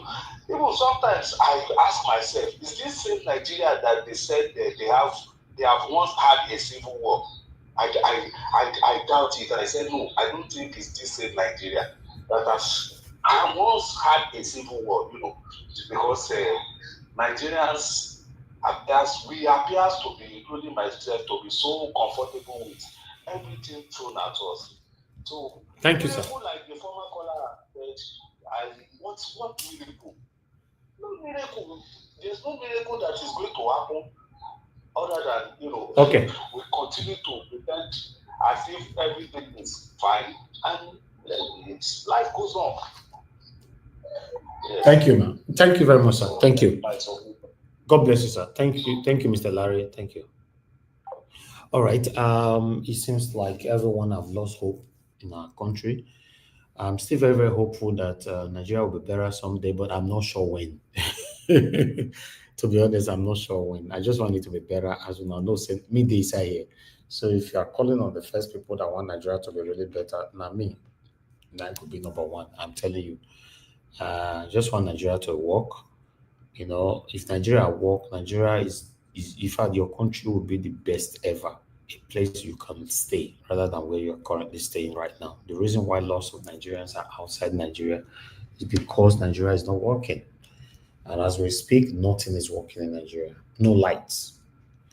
Tinubu promised us that he will give us light. If he refused or if he failed to give us light, nobody should vote him in 2027. But unfortunately, who fair vote for UEPA for 2023? So even though people don't vote for you for 2027, will the election be fair? That's the question. So it's something else, man. And Nigerians are not talking. To be honest, Mother Deborah talking and say it doesn't look like Nigerians deserve to be or be like someone that people that anyone can fight for, whatever, blah blah blah. To be honest, these guys don't look like they want anybody to fight for them. That's the truth. So we're here. Now, thank you very much, Mr. Jonathan, for coming in. Appreciate you, sir. I was just about to press the button now, so I'd like you to talk to us, sir. Thank you very much. Good evening to you. Okay, Mr. Jonathan, hold on, sir. Hold on 1 minute. Yeah. Let me take this call. Gawale, thanks for calling in. Please talk to us, sir. Good evening to you. Good evening, sir. Yes, sir. Good evening to everybody on the panel. So I'm happy that you have now accepted exactly what I'm saying about because I always ask you that, are you sure about this country? Now I am happy that you have accepted that. My brother, the OTA, God, we're saying the same thing every day, and these guys are not doing anything at all. It's crazy, man. I think some people always complain about Obasanjo is not talking, Baba Debo keep quiet, this God, this just that. To be honest, do we need them? Nigeria doesn't need them. I was telling someone today who called me and said that I should sitting with something that I said, look, stop complaining to me that this is expensive, don't complain about this government. People have been telling you that if you know that this government is not good and you don't like it, you guys should come out and protest on this government. You guys you just sit there at home, you won't come out, you won't do anything, you can't complain on social media. That's the only thing you guys did. And you keep careful. Please stop and don't want that complaint anymore. If you know that you guys cannot do the right thing, you don't need you don't need any of those people to fight for your rights. When the Burkina Faso did they call any pastor or any man? They went to the National Assembly and fight it. Okay. So if you guys cannot fight it, then stop complaining to me. I don't want to hear you anymore. I'm tired. Thank you. Thank you, Mr. Wale. Thank you, sir. Yes, sir. Mr. Wale, God bless you, my brother. I appreciate you, sir. Thank you. Thank you, sir. Yes, sir. Yes, sir. All right. Thank you very much, my callers. I think I'm done with calls already. Let me just move on to Mr. Jonathan to talk to us. Then we'll take it from there. Thank you so much, Mr. Jonathan, once again for coming in. Thank you. To provide to this. Good evening to you, sir. Talk to us. Thank you, Mr. Elvis. I greet you. Thanks for the good work you are doing in the presentation today. I was, on and off, but I believe I caught at least more than half, if not at least I caught more than half reasonable part of the presentation, and I I thank you. I greet everyone that are listening. The Mommy Diaspora, I greet you, man. God bless you abundantly. And all those that are, all the commenters and the callers, God bless you greatly. I greet you all. You see, yeah, let me start from the last caller, who was talking about, I think you're also talking about people not speaking, but even those that are speaking, like the likes of Obasanjo and, Jonathan. I know people have their issues with Obasanjo, as you said earlier, that he had the opportunity to lead the country in total, combined. Obasanjo ruled Nigeria for 11 years. It was at the end of affairs, military and as a civilian president. If you combine the total number of years together, about 11 plus years, 3.5 years as a military and 8 years as a civilian president. So he had the opportunity. He had his time. He did not meet up. But for me, I looked at it differently, that he's speaking. I can only give him the benefit of doubt that he's not speaking out of self-interest, that he's speaking for the good of Nigeria, but at least he's still speaking. And you know why I give him the benefit of doubt than any other politician who at one time or the other had the opportunity to hold one public office or the other. The reason why I'm giving Obasanjo the benefit of doubt is this. Obasanjo, as it stands right now, is not talking because he wants to be a minister. Let me bring it down to that level. He's not talking because he wants to get an ambassadorial position. There is nothing.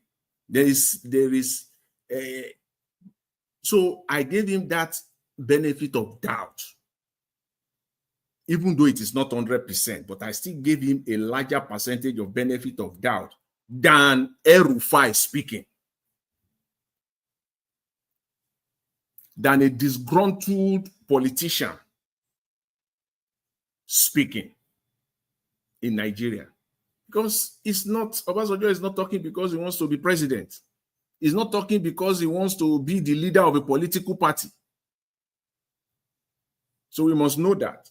So when he's talking, that's the reason why I listen to him. I want to know, because the first thing you want to know for me is that is the intent. What is it?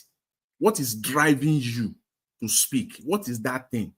Perhaps you want to protect what you also have stolen in Nigeria, protect it. You are still looking for the opportunity to protect it, but you are not really looking for opportunity to loot Nigeria further.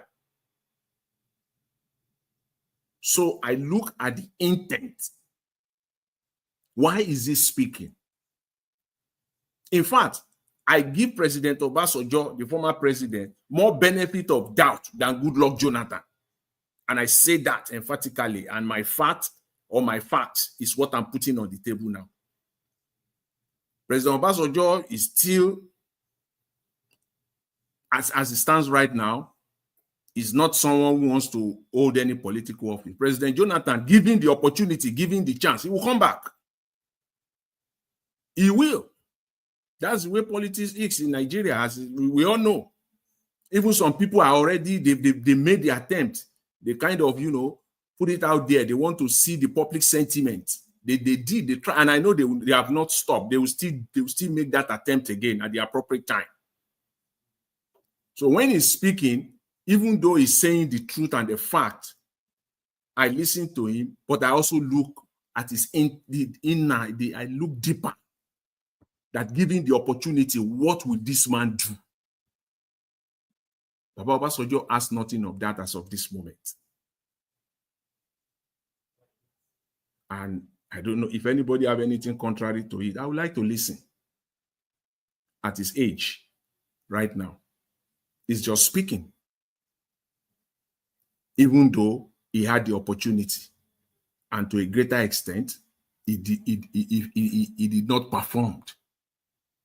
He had the opportunity to have strengthened this democracy, strengthening our institution to a point where it will be difficult, even for somebody like Tinubu to be there now.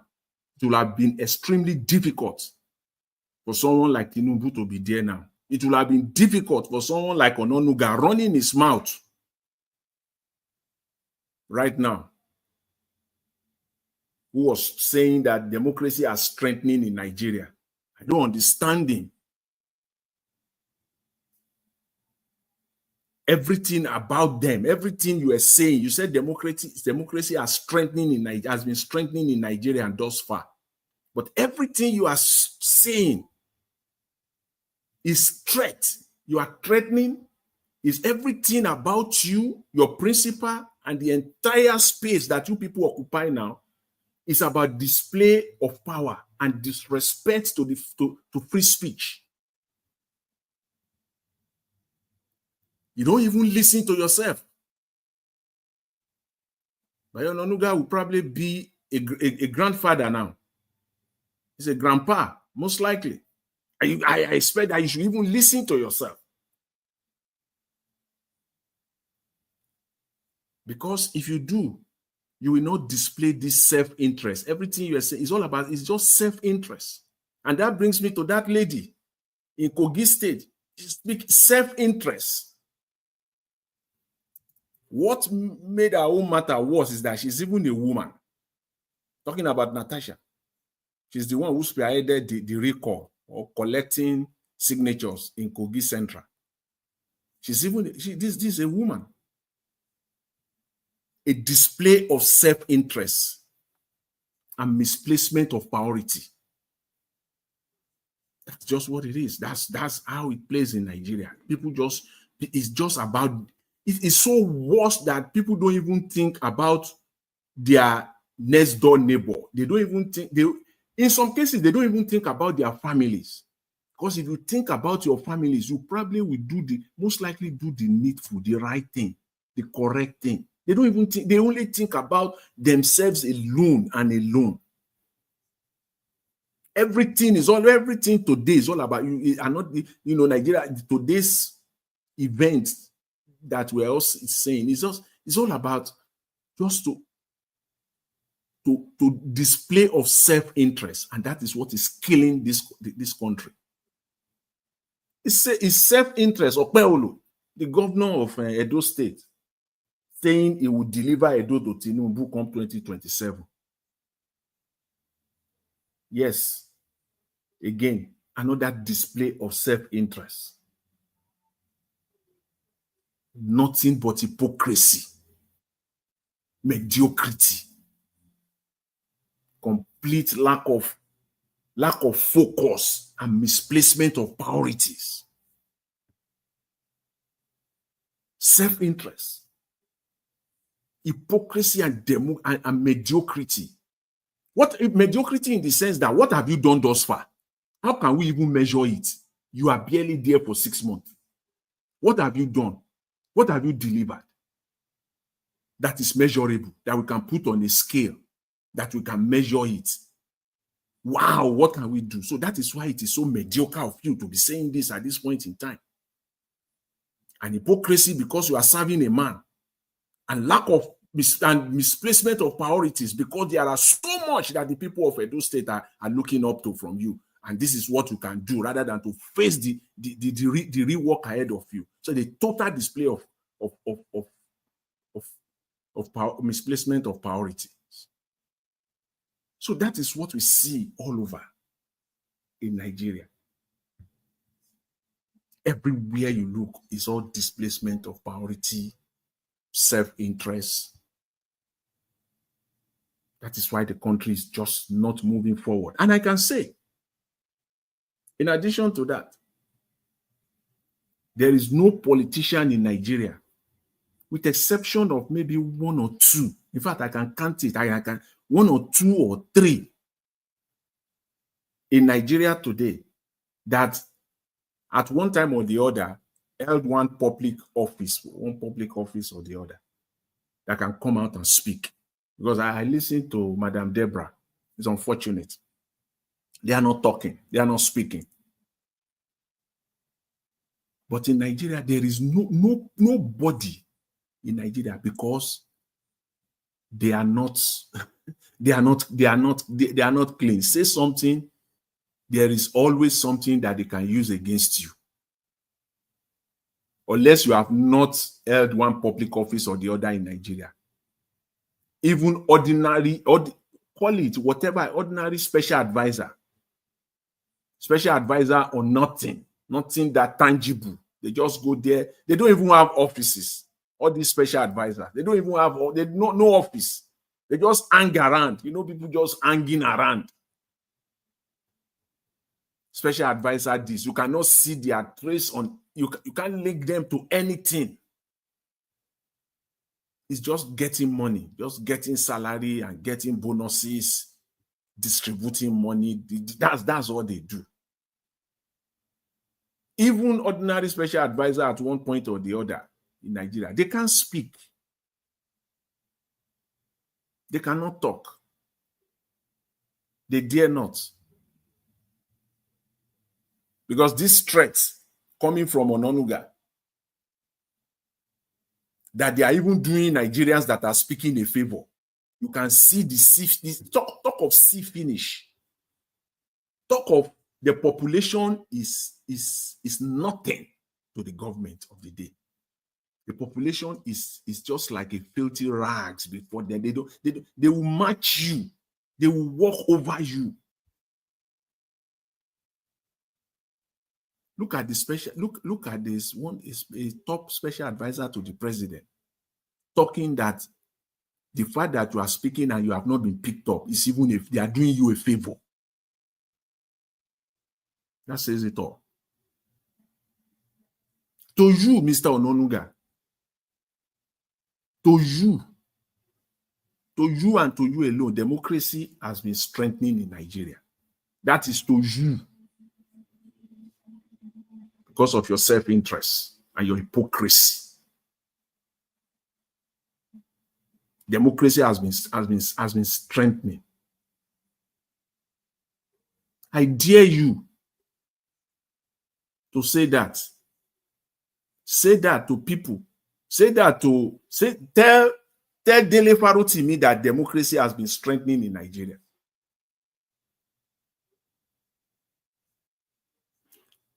Tell the youth corper that spoke a few days ago about the terrible governance in Nigeria.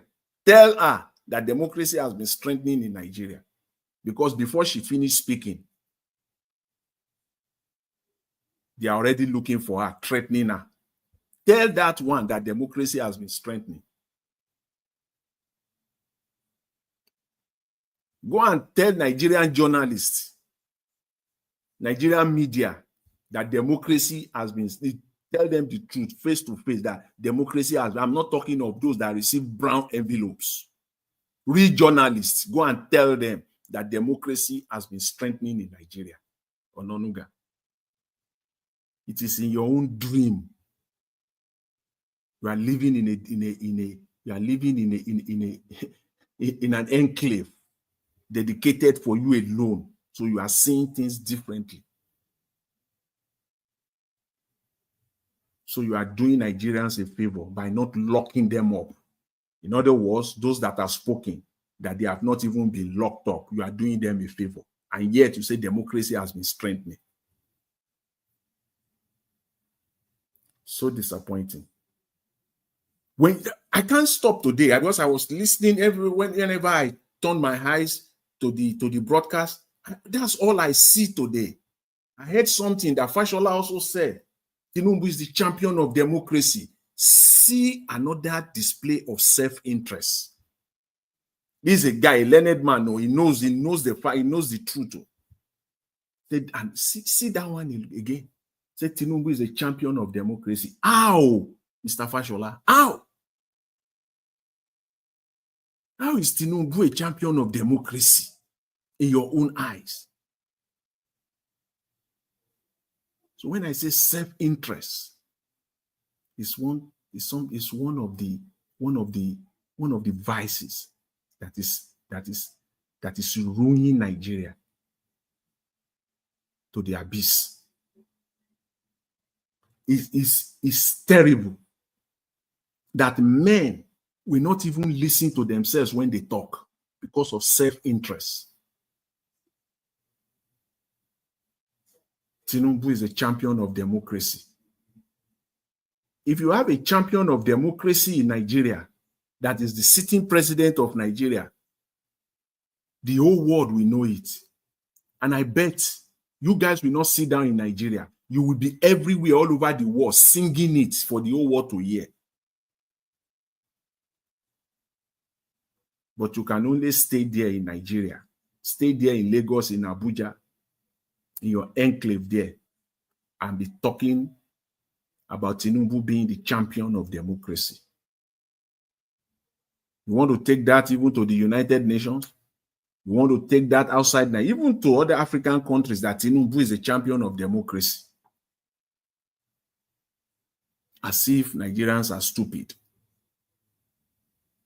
Unfortunately, let me just end on this note. You know, to Madam Deborah, I can feel your concern. You know that like Nigeria, the country is just, there's no hope. The only hope, where the hope lies, is in the hands of Nigerians themselves. It is only the hope that Nigerians are looking for. It is in their hands. It's not with anyone else. That hope that Nigerians are looking for, they have it. They are the ones, they are holding on to it, to that hope. They will have to release it. And they will release it to themselves. They have to take action. It's not in the hands of anybody. There's no Messiah anywhere that is coming to rescue Nigerians. No, it's not going to happen. It is Nigerians that will rescue themselves from the hands of these people that are bent. They are bent on killing Nigeria. That is ruining Nigeria completely. Nigerians will have to take their country out of their hands. Mr. Elvis, I will drop it there for now, and then you can take over. Thank you. Thank you. Thank you very much, Mr. Jonathan. You are even the one that kept us to this time. I've not run since. God will bless you. Thanks for that submission. Thanks for coming in to put your voice to this. I appreciate you very much. I appreciate every one of you, my wonderful people. We've come to the end of this broadcast. We just need to round up right now. 2 hours, that's fine. Yesterday I achieved 2 hours. Today I achieved 2 hours again. It's a good thing for me. Yes, thank you very much, my people. Now, God bless you now. Mother of all mommy diaspora, thank you very much, mommy. I appreciate you always for all that you do. Abu Azi, thank you very much. You know, Mr. Elvis, sorry, yes, sorry. There's just some few seconds. You know, the other thing I wanted to say, I kind of just came across my mind now. I was listening to Obasanjo, and he said something very, very profound. And I know some of the panelists have, you know, made submission on that line, on this particular line before, especially Mr. Alex.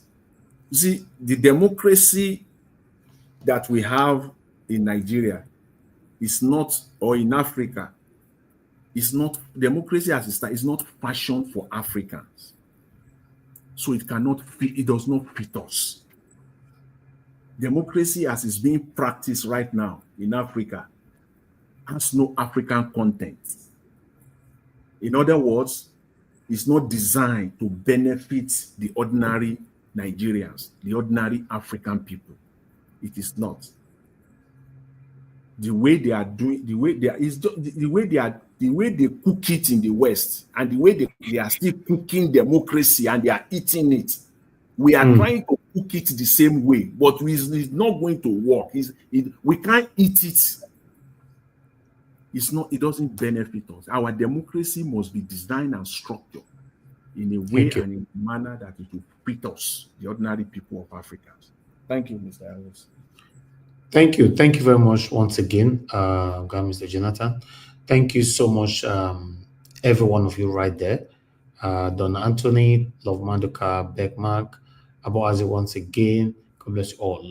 Lauretius, thank you very much. Lucretius, yeah. Thank you. Victor Oganekbos, thank you, my people. Abami Eda, thank you. Grace Home and Properties, thank you, my people.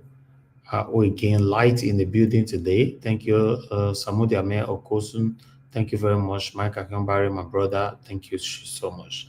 Shiji Obi, thank you. Appreciate you.